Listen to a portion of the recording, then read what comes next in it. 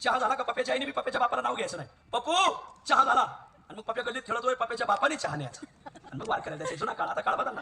अशी सगळी महाराज मंडळी गावात सत्य आली. याने चहा प्यायला नेली का वसरीवर बसली. संगीता चहा ठुगा नावाने हाका मारायची. चहा झाला का तीन माझ्या बाबा चहा झाला घेऊन जा. काळात असा पगार निघाला मला. अहो आता लग्न सगळी चालू आहे. कोणी मुलाकडे पत्रिका घेऊन येते, कोणी मुलीकडे. म्हणून वा अहो काल एक जोडपच पत्रिका घेऊन आला आम्हाला. मला पत्रिका दिली, मी फोटो पाहिले त्यांच्याकडे पाहिलं. म्हणलं फोटोतलेच येतो घेत म्हणलं. मग मी विचारावं म्हणलं खरं म्हणलं लगीन कोणाचं आहे. आमच्याच जगाचं. मला लाज नाही वाटत का लगीनाला जोडीने पत्रिका वाटीत. आणि तुम्ही लग्नाच्या आधी हे सुखदेव बाबा अशी जुनी महाराज मंडळी होती आमच्या पैसे माऊली. अहो हे कलियुग आहे, तुम्हीच लय मागं राहिले. भाग्य समजा पत्रिका घेऊन दोघंच आलेत,